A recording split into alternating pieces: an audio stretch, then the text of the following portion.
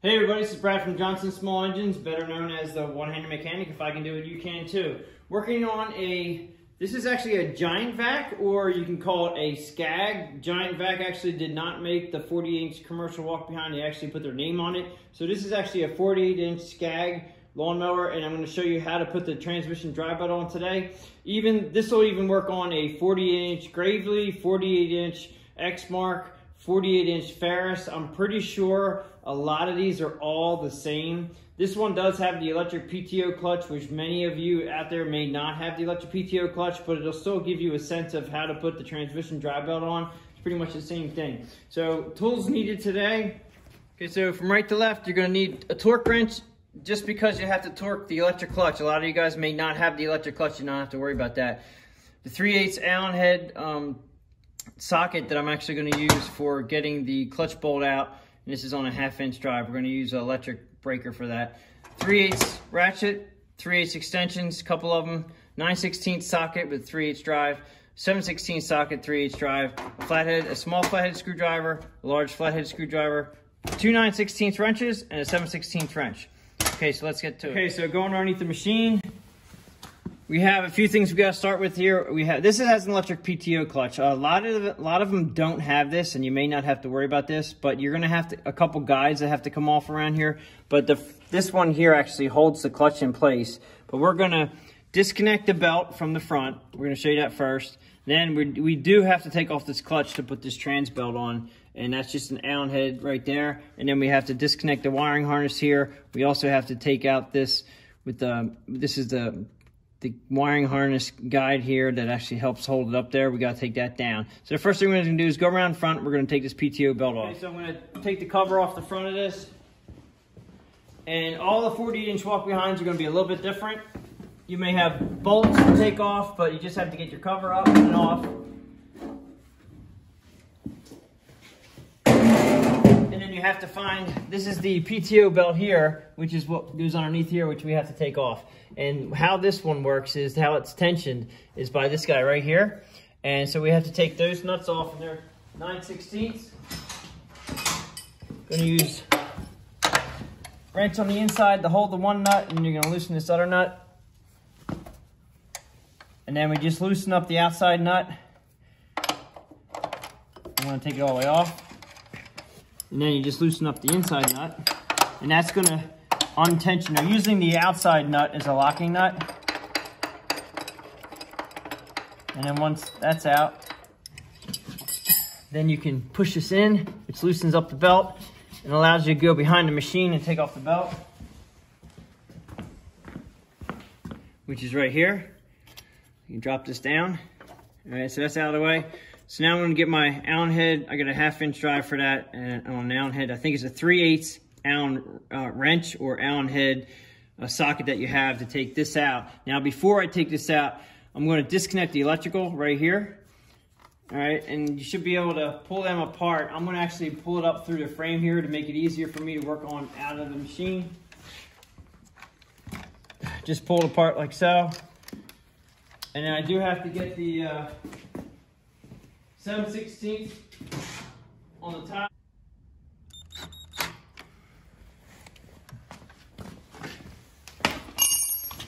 So I'm just gonna take this guy off here,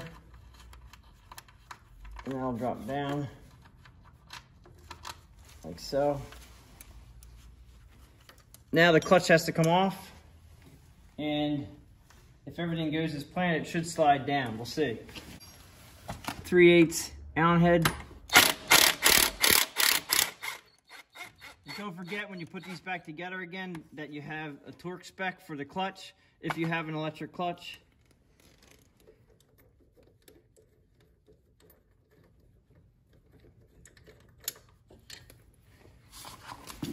Try to wiggle this down. All right. Now you have to remember, if you have an electric clutch, one, put some Never Sees in here before you put it back on here. And it looks like there's already been some on here. But the bracket here is actually going to go to the bracket back here. It slides up in here. And as you can see, that bracket's got a little, very worn right there. Maybe weld that up and make it a little bit thicker. Let me put it back on. All right, so now we have the trans belt available to us. It's actually very loose right here too. You want to make sure we tighten this up. The way you tighten this up, there's a slot here, and that slot on top, you can see it from the top, that you can move this pulley left and right to tighten it up. Now all we have to do here is loosen that up. 9/16 socket. And it is a locking nut on this one, so you have to be careful. There's a carriage bolt on top, and you don't want to push up on it because you need the carriage bolt to sit in the slot up there to keep tension on this bolt while you loosen this. Now, as you can see, it loosens up like that. Try to peel off your engine pulley first if you can, because it's already tight as we can get it back there. We can't go any further. So now we have a little bit of an issue with it being not quite loose enough, but I'm going to try to wrap it around. There we go. And then take it off here. Always make sure you check your new belt with the old belt, and pretty darn close. Of course, the new belt, or the old belt's gonna be a little bit probably stretched. The new belt, go ahead and put the new belt on.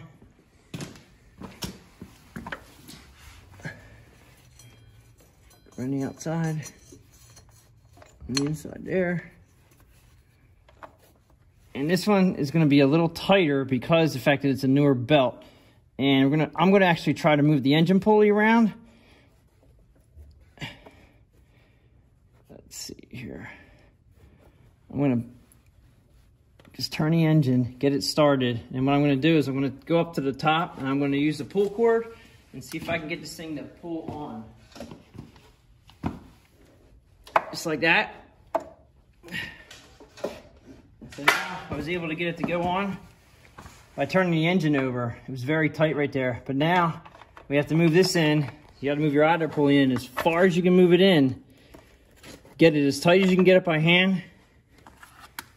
And then hold it and tighten it up. Now this is a locking nut, so it's a little hard to get this thing to tighten up. And I'm all the time I'm pushing against it, getting it as tight as I can get it. And that's not gonna be tight enough for me, so I'm gonna go up top and I'm gonna put a little wedge and loosen this up a little bit. I'm gonna put a little bit of a wedge with a screwdriver up in here on the slot up top, and I'll show you that in a second. Okay, so on top where the pulley is, like I said, there's a carriage bolt here and it slides back and forth. So underneath there is the idler pulley, and you gotta make sure it's pretty darn tight. So what I'm gonna do is use my left arm. I'm gonna push the pulley underneath the machine with my left arm, but I'm gonna have this flathead. Now, depends on how much of a gap you have here. I just wanna get the screwdriver in there just far enough to really give it a good push and get it tight in there. So now I'm holding that right there. Now, this is gonna be a little bit easier for a lot of you, but I'm just gonna hold this here, come around to the bottom here, and then I'm gonna tighten it up with my 9/16.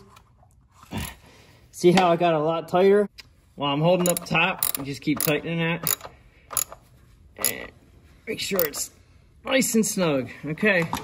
And that's actually perfect tension. Actually, yeah, you don't want to have it too tight because you can ruin the trans bearing, but you got to have a good tension on it, and that's really good. Make sure your pulley is spinning. This is a trans pulley, we don't have any problem with that. Now we got to get the clutch back in, and putting the clutch in, since we did move this engine around, we have when you put the electric clutch up, now a lot of you guys probably won't have to do this, but because you have the manual, but the electric clutch is a keyway in it right here. And you have to make sure that it goes up in this keyway, but here's the problem. Problem is right up here where we have to put in the guide, it has to go up there. So I kind of have to move the pulley. I'm gonna move the inside bearing around to try to get it lined up with our engine crankshaft. And this is a very heavy clutch. So when you go to put it back up in there, it can take a little finagling to try to get it to go up in there. Gotta be aligned.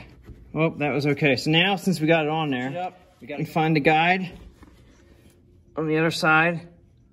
Keep pushing up, and we are in. And once you're in, you're gonna put your Allen bolt up in there. And this is where you get in your books and torque this on. Okay, we just torqued this. It's 50 foot-pounds on this particular clutch. Just make sure that you check your manual for your machine that you have. Now, being that this is electric PTO clutch, this has to go up here, and then we have to put on our electric guy here. This is just the electric connector holder. It keeps the wire from dangling down. It is actually pretty important that you get it out of the way. A lot of people use zip ties, but this was already here from the factory, which was pretty nice. It just goes up through here. And we're gonna pull a little bit out. I'm trying to put it right back where it was. It's gonna go up there and around on top. And I'm just gonna put the hood on.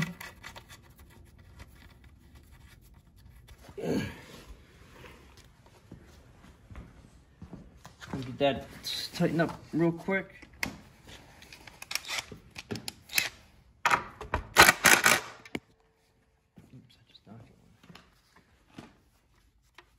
And we're just gonna put this up. Connect my connector up here. And put it back down where it came from. So pretty much we just have to put the PTO belt on now, right here. And we're gonna go around to the front and we're gonna tension that up.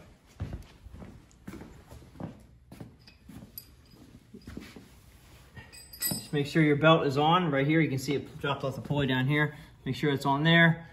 Bring this down as tight as you can. And then we're gonna get the belt tension on here. Put the first nut on. And you're gonna have to get into your manual again, depending on your machine, on how you take off this belt and how you tighten it. But this is basically just to get the transmission drive belt on. And then once you have it nice and snug, you don't want it too tight, but you want it tight enough. That's about right, not too. Do it one more. And you put your lock nut on, and that's when you need to. Now this one just locks onto the other one.